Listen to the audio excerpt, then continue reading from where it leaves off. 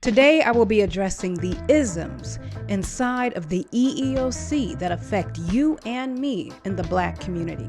It's very important that we all pay attention to this, because when we go to the EEOC thinking that they will listen to us, that they will be unbiased, we are sadly mistaken when we have that intake call. And today I will be addressing that intake call and the isms attached with it.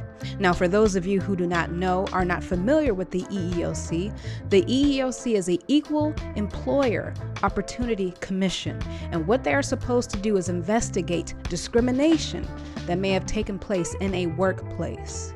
Okay, so whether it's age, due to your age, due to your race, your color, your disability, your religion, they are supposed to investigate.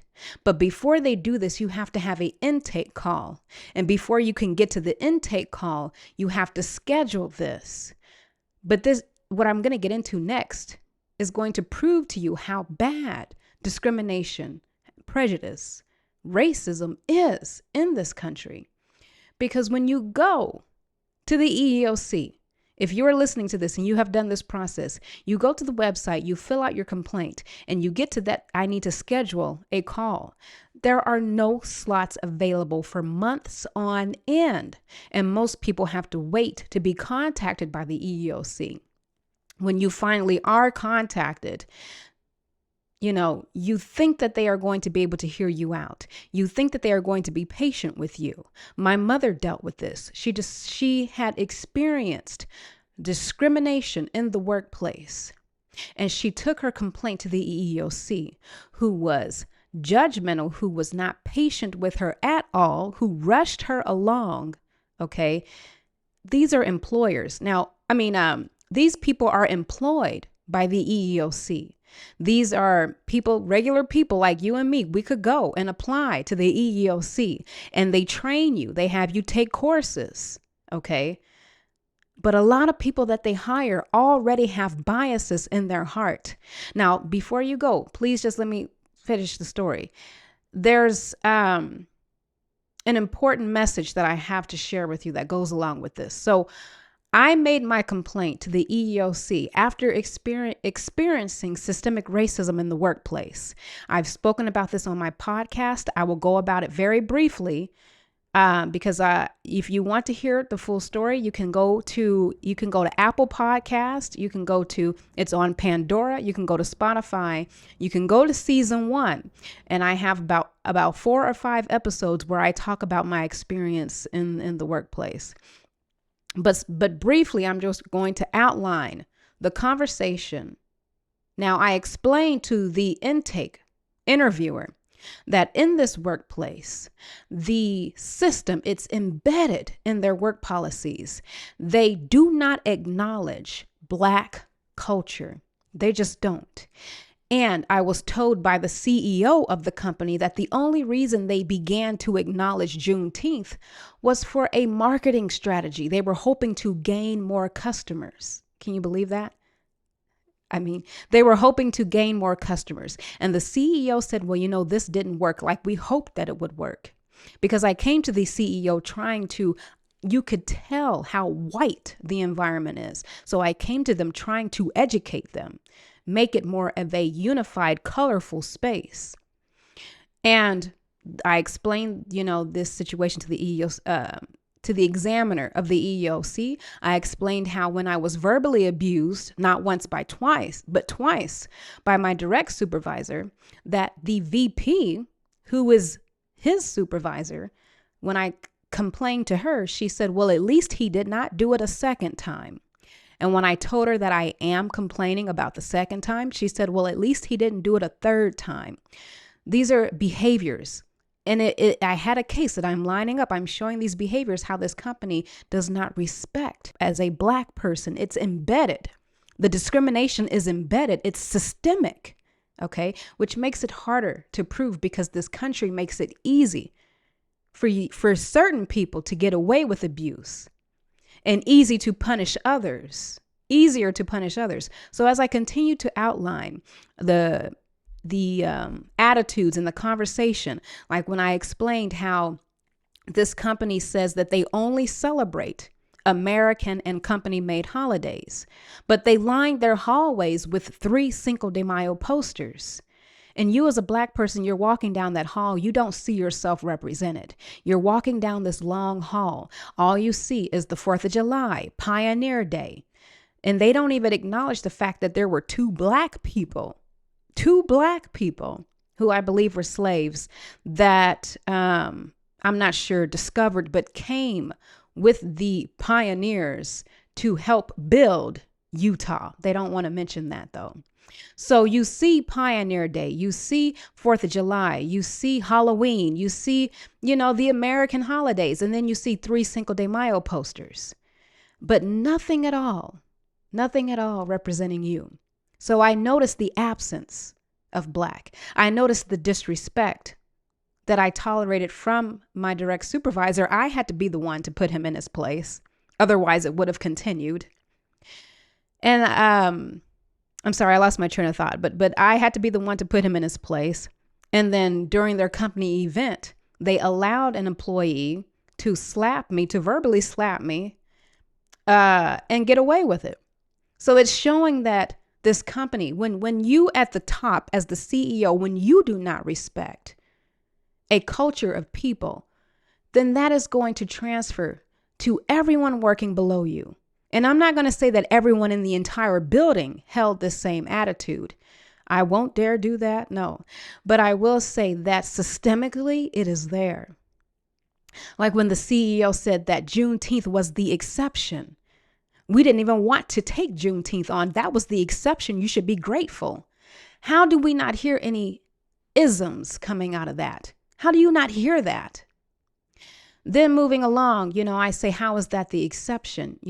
Why cover up Black History Month with Cereal Month? That's what they do. You purposely do not want to acknowledge Black culture at your company. And when I brought this up, they say, well, Cereal Month, February was the most affordable month to hold Cereal Month. You can go to the grocery store and see how much a box of cereal costs. If the company is hurting that badly that they can't spend an extra 2 days, they can't pay for cereal for an extra 2 days out of the month. I mean, where is your future really headed as a company? So as I'm explaining these things, even explaining to the person over the phone that the VP says to me, if we acknowledge your culture, we will have to acknowledge all other cultures. Again, how do you not hear the isms coming out of that? So here's the funny thing. As I said, the company proudly celebrated, acknowledges Cinco de Mayo. The person that I have on the phone with me is Hispanic. How can you be non-biased? The person said to me, nothing egregious happened to you. You don't have a case? Let me say this again. She said, nothing egregious happened to you. I'm going to stop there. Nothing egregious happened to you. I explained to her that the second time my supervisor verbally abused me, he slammed a door in my face. This is disrespect, almost dehumanizing, because I knew for a fact he would never do that to anyone else. And she said, why? Because you're Black? You can't prove that. He probably just had a bad day. So you are already coming off as siding with the company, because what she also said was your only complaint is that the company does not really celebrate Black culture as they do other cultures. That is not what I said. I said they only acknowledge Hispanic culture. And you being a Hispanic person on the phone, you can't hear this. So what I'm saying is that the EEOC can employ anyone. How can you vet someone who can truly remain unbiased? And why would you put someone on a case? It does not make any sense. Why would you it's like, it would be like the reverse if the person was Black and, or if the person was Hispanic and they get me. And they say the company that they work for only, which would never happen, only acknowledges Black culture. They throw big parties for Black people. It's Black this, Black that, and nothing for, Hispanic people. And it would be like me saying, well, do you know the history of America? Do you understand why this would be? Do you know our ancestors built America for free? You see, you see how that could turn out to be that way. So what I'm saying is that when I tell you we need to ally, it is because we are not protected. No one is protecting you, but everyone, and I do mean everyone, no matter what race you are, they are taught to protect racism in this country. And that's what I said to her. And I did, I was told, here's a secret that you should know. The iPhone has an update where you can record your phone conversations. What I did not know is that it will alert the other person on the phone that the phone call is being recorded. So she knew that the phone call was being recorded and told me I couldn't record it. But what she did not know is once she started coming at me and saying that nothing egregious happened to you, you weren't the one who cried, who was in tears over being abused by your direct supervisor. Okay, you weren't the one who had to carry that burden to tell me it wasn't egregious while you are choosing racism, while you are siding with white supremacy, because that's what is taught to happen. That is what people are taught to do in this country. So when I tell you we need to ally, we need to build our own instead of trying to become the first black this and black that in a White House. We need to build our own to protect our own, because no one else is going to protect us but us. But we don't have that. That is why it is so important. And not just to protect each other, but it is so that we can leave a legacy behind. I am going to tell you, one day I am no longer going to be here. That could be in the next 2 years, the next 10 years, the next 20 years. I don't know. The only thing I can leave behind is my legacy. But what will continue, what will definitely continue, what will definitely remain if we continue to stay divided is all of the isms, all of the systemic racisms, all of the prejudice, all of the police brutality. All of that will continue to remain the same. That is why I'm telling you, coming out of slavery, the mistake that we made, and I hate to even say this to our ancestors, but the mistake we made was converting into, I don't want to say white supremacy, but we did not have the attitude, majority of us, of building our own separate government that's going to protect us. So when I talk about systemic racism in the workplace, it's having us be in charge of going to these places and ensuring that anyone melanated, anyone black melanated is going to be protected, that we have representatives all around the United States working for in our own house, in our own government, who is going to protect us. You do not understand the mental toll it takes on you to have to carry this. I know that if you're watching this, if you have stayed, you have dealt with systemic racism in the workplace. You have dealt with racism, period, and you are dealing with it in silence because you know that this country is only here to protect and serve one person, one person's in this country, that it's not here to protect and serve you. As I said, how dare you say nothing egregious occurred to me as racism is pouring out of this company. It is deep. It is in the higher ups. It is with the VP. It is with the CEO who laughed at the fact that the only thing he knew about Juneteenth was that it's about commemorating a time when black people, or the only thing he knew about the food, I guess, was that back then black people could only eat the food that white people didn't want to eat. And he's laughing while he's saying this. This is deep. It's not just about me and what I went through. This is in the system. So someone else is going to have to deal with this. And the person said, well, because I was talking about, representation, and that everything that I went through after that, putting in my notice, they finally put up a poster for Juneteenth. And she said, well, since they put the poster up, there's nothing to discuss. That is the problem. We need our own. We need our own so we can revolutionize, so that we can, change, leave a footprint. Now, I understand a lot of people are thinking, they think because they have their music industry. They may have a independent film company. You know, there's a lot of things booming in Atlanta.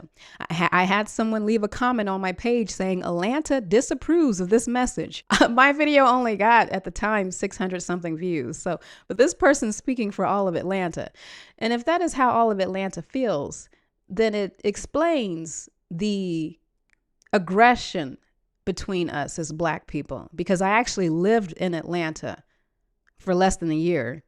I lived out there, and my own brothers were trying to, go toe to toe with me. I'm thinking, you try in the grocery stores. Okay.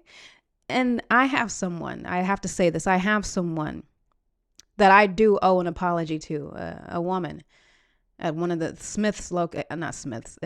Ralph's locations, because I allowed myself to get sucked up and not see the importance in us uniting instead of fighting each other.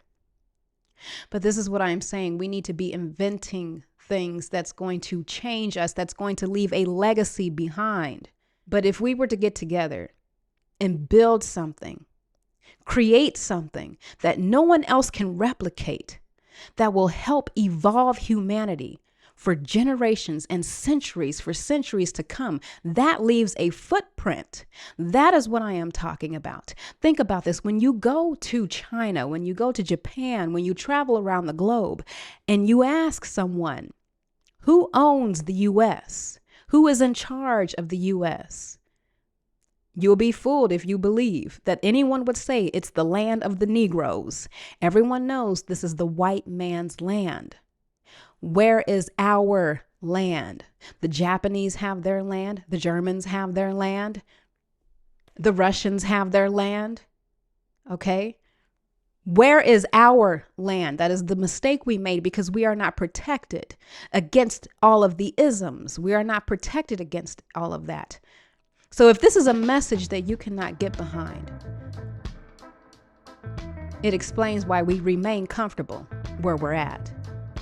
And I do appreciate those of you who have supported me. I really do appreciate that. It gives me hope that maybe I can reach someone, that maybe this message can spread and change our thinking, our consciousness, and that I can pass the baton along to somebody else. We can keep passing it and passing it and passing it. But we have to start protecting each other instead of fighting so hard to remain divided.